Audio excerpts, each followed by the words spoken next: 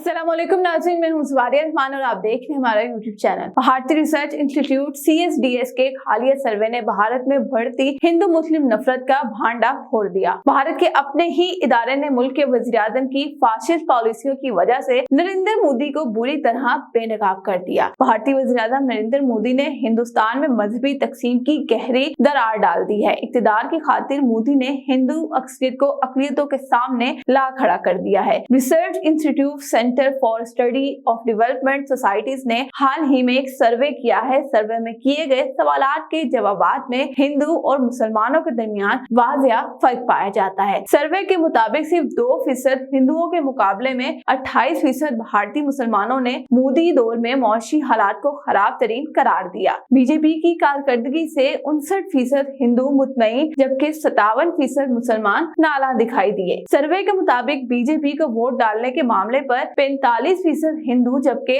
सिर्फ 15% मुसलमानों ने मुस्बत जवाब दिया। मुसलमानों की अक्सरियत कांग्रेस जबकि हिंदू अक्सरियत बीजेपी को वोट डालने की ख्वाह नजर आई। सर्वे के मुताबिक 50% हिंदू जबकि सिर्फ 15% मुसलमान मोदी को दोबारा वजीर-ए-आज़म देखना चाहते हैं। 67% हिंदू मोदी को पसंद जबकि 70% मुसलमान मोदी से शदीद नफरत करते हैं। सर्वे से मालूम होता है कि बीजेपी के इक़्तिदार में आने के बाद हिंदू नवाज पॉलिसियों और मुस्लिम कुछ इक़दामात की बदौलत मजहबी तकसीम मजीद गहरी हो चुकी है।